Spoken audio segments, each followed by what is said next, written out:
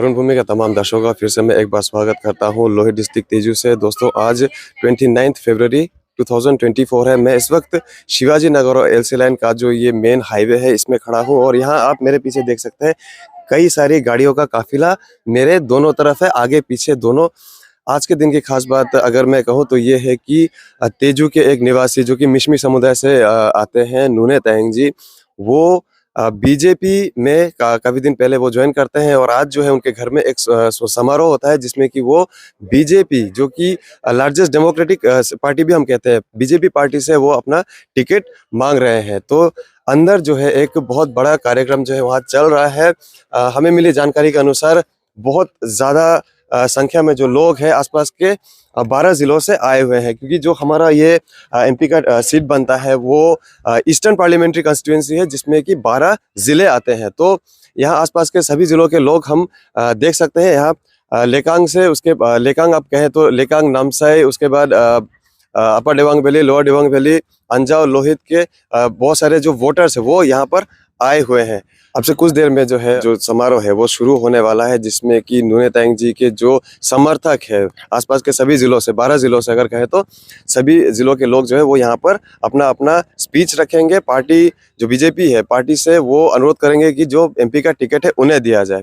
दोस्तों पिछले कुछ दिनों में देखने में आ रहा है कि जो बीजेपी है और भी ज्यादा स्ट्रॉन्ग होकर के उभर रही है। अरुणाचल प्रदेश की अगर खासकर बात करें तो हाल फिलहाल के दिनों में निनोंग इरिंग जी जो कि एमएलए है पासीघाट से, उन्होंने भी बीजेपी ज्वाइन कर लिया। साथ ही साथ कई सारे दिग्गज नेता जो है वो बीजेपी में ज्वाइन करते हैं, ऐसा हमें देखने को भी मिलता है।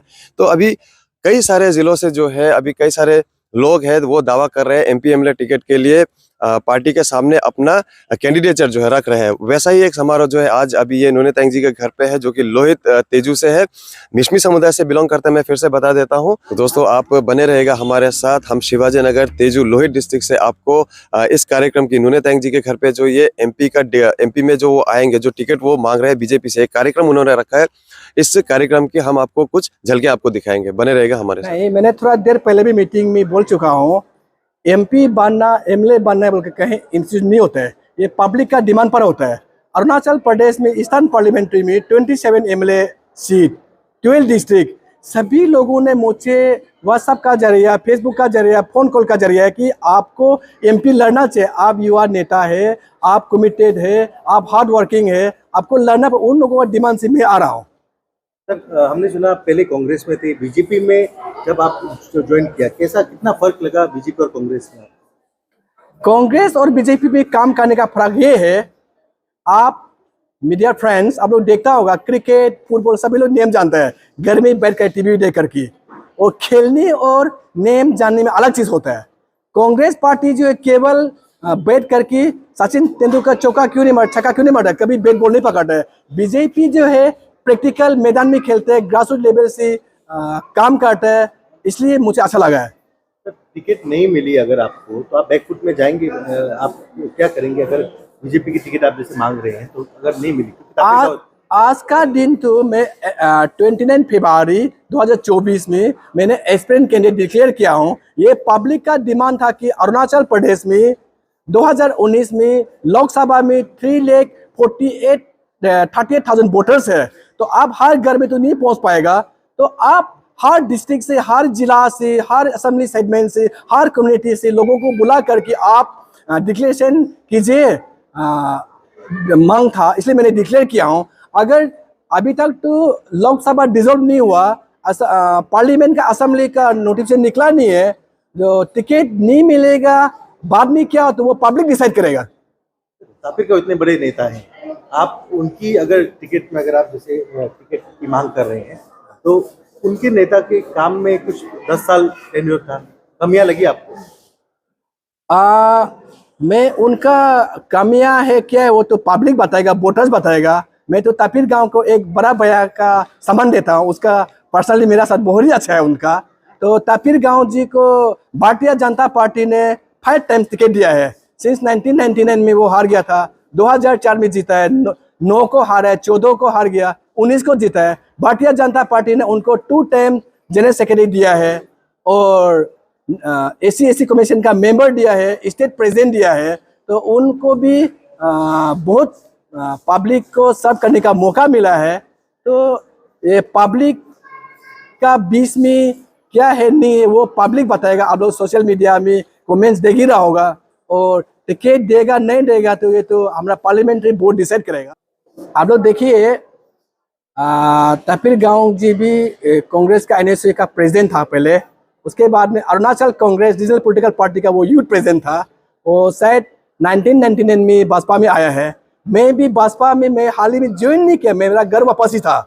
भारतीय जनता पार्टी में मैं लोहित जिला का अध्यक्ष रह चुका हूँ, स्टेट एग्जीक्यूटिव मेंबर रह चुका हूँ, स्कीम स्पोर्ट्स कमेटी का मेंबर हूँ, ईस्टर्न लोकसभा का कन्वीनर बन चुका हूँ। तो मेरे लिए मैंने ये घर वापसी है। मैं क्या बोलता है आपको ज्वाइनिंग नहीं है। दूसरा बात, भारतीय जनता पार्टी को अरुणाचल प्रदेश का पेमा खांडू जी, चौना मीन, बैरम वागे जी को मैंने ताकत बढ़ाया। मैं जब दोबारा ज्वाइनिंग हुआ 19 फरवरी को 13 डिस्ट्रिक्ट 400 से अधिक वर्कर्स के साथ में बीजेपी हेडक्वार्टर में ज्वाइन हुआ। तो वो आम वोटर्स नहीं था, कांग्रेस का, आम आदमी का, पीपीए का, सब पॉलिटिकल पार्टी को मैंने लेकर के मैंने ज्वाइन किया है। क्योंकि हमको इलेक्टोरल पॉलिटिक्स में आना है तो हमको क्वालिटी नहीं क्वांटिटी चाहिए। तो सब डिस्ट्रिक्ट से मैंने लेकर के मैंने ज्वाइन कराया है। ये अरुणाचल का ऐतिहासिक ज्वाइनिंग था। ये सभी अरुणाचल का डिस्ट्रिक्ट हेडक्वार्टर में ये चर्चा हुआ और देश में चर्चा हुआ, मीडिया में, बीजेपी का सिस्टर ऑर्गेनाइजेशन में सब चर्चा यही हो रहा था। आज 10 से ज्यादा डिस्ट्रिक्ट से काफी लोग आए, कितने सपोर्टर्स आए? आपको लगा कुछ, आपको कॉन्फिडेंस मिला आज की पब्लिक को देख के? नहीं, ये तो आप लोग मीडिया फ्रेंड्स आप लोग ही बताएगा कि कितना हजारों में आया ना कितना में आया। मैं तो नहीं बोलूँगा, आप लोग ही देख रहे हैं। तो सबसे पहले तो मैं ये अपील करना चाहूँगा कि हम भारतीय पार्टी में जुड़ा रहेंगे। एमएलए एक हो सकते हैं, एमपी एक हो सकते हैं, प्राइम मिनिस्टर एक होगा, पार्टी कार्यकर्ता कभी एक नहीं होते हैं। अगर मुझे party high command JP Nadda, Narendra Modi, Amit Shah, प्रदेश के चीफ मिनिस्टर, प्रदेश के अध्यक्ष बैरम वागे जी, डिप्टी चीफ मिनिस्टर, उनका मिनिस्टर काउंसिल मुझे एमपी का लायक समझते टिकट देते तो मैं आगे बढ़ूंगा, मैं समाज के लिए काम करूंगा। अगर मुझे टिकट नहीं देते तो मैं तब भी पार्टी के लिए काम करूंगा। रोड मैप क्या होगा सर आपका अगर आप जी जाते हैं? मेरा रोड मैप सबसे पहले नंबर 1 तो अरुणाचल प्रदेश को मैं हॉर्टिकल्चर स्टेट डिक्लेयर करूंगा। अरुणाचल प्रदेश में हमारा इतना माने हॉर्टिकल्चर का स्कोप है। अरुणाचल प्रदेश जो only government contract, government job central department का ऊपर में डिपेंड है। और दूसरा क्या है कि अरुणाचल प्रदेश में 83,643 स्क्वायर किलोमीटर लैंड है। इसमें ज़्यादातर रिजर्व फॉरेस्ट है।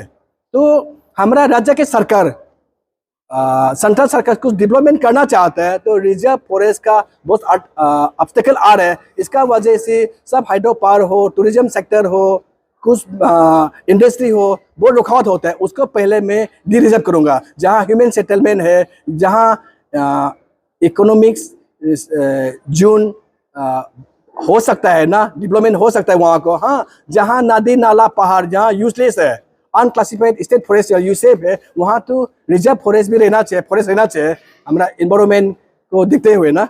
ईस्टर्न अरुणाचल में काफी ज्यादा बॉर्डर चाइना में या चाइना से लगता है। तो आपने एक आरोप लगाया कि चाइना के जो अभी कोई भी आवाज नहीं उठा रहा जब चाइनीज लैंड यहाँ पे ऑक्यूपाई करते हैं अरुणाचल की लैंड, तो क्या कहें? ये ऐसे था 1962 चाइनीज एग्रेशन वार के बाद में नेहरू ने माने असम को, हम लोग का अरुणाचल उस समय नेपाल था तो गुड बाय कर दिया था। और नेहरू का कांग्रेस गवर्नमेंट का पॉलिसी था कि बॉर्डर में रोड बनेगा तो चाइना दुश्मन जो है इजीली अटैक कर लेगा बोल के रोड नहीं बनाया। तो बीजेपी सरकार 2004 के बाद अरुणाचल प्रदेश में बॉर्डर तक 2 लेन हाईवे का लेन इक्वेशन हो गया। रोड लगभग ईस्टर्न पार्लियामेंट्री बन गया। हमारा अंजाव डिस्ट्रिक्ट, दिबांग वाली, आपका जितना विजयनगर भी रोड हो गया है। हमारा डायनेमिक लीडर्स आपका पेमा खांडू जी भी विजयनगर बाय रोड गया। आज तक चीफ मिनिस्टर ऐसे नहीं किया। उसके बाद में अभी विजयनगर का जो रोड भी माने आपका म्यांमार बॉर्डर है वहाँ भी माने गाड़ी पहुँचने लगा है। तो चाइना जो है 2014 से पहले मोदी सरकार, बीजेपी सरकार से पहले हमारा LOC LIC में आता था।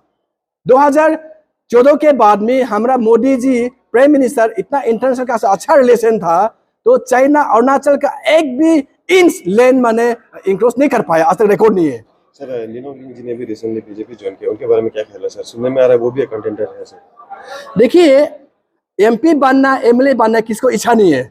निनो इरिंग जी से भी मेरा बहुत ही क्लोज है, मैं उनको बड़ा भैया समझता हूँ ऐसे सीनियर लीडर्स ना। तो उनको भी कांग्रेस का समय में 3 टाइम्स एमएलए बैठा है, अभी भी विधायक है, यूनियन मिनिस्टर माइनॉरिटी का बैठ चुका है, पब्लिक को बहुत साफ करने का मौका मिला है, और एमपी 2 टाइम बैठ चुका है। तो वो हाईकमांड डिसाइड करेगा, पब्लिक डिसाइड करेगा, सबको तो इच्छा होगा, उसका बारे में मुझे कुछ कमेंट्स नहीं करना है। सर यहाँ 5-6 कैंडिडेट हैं एमपी के अरुणाचल ईस्ट से, अगर आपको टिकट नहीं मिलती तब आप इसी बीजेपी के साथ देंगे, जिसको भी टिकट मिली, चाहे तापिर गांव हो या कोई भी हो, आप कॉम्प्रोमाइज नहीं करेंगे और जो भी टिकट मिलता है उसको जाएंगे, ये आप कहना चाहिए?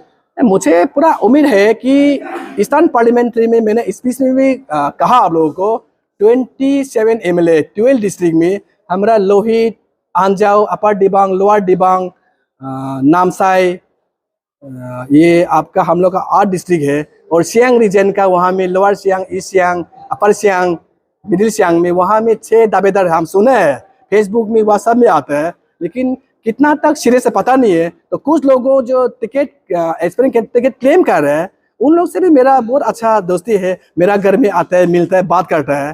तो उन लोगों को ऐसे तो मैंने टिकट मिलने के बाद क्या होगा नहीं, वो पब्लिक डिसाइड करेगा।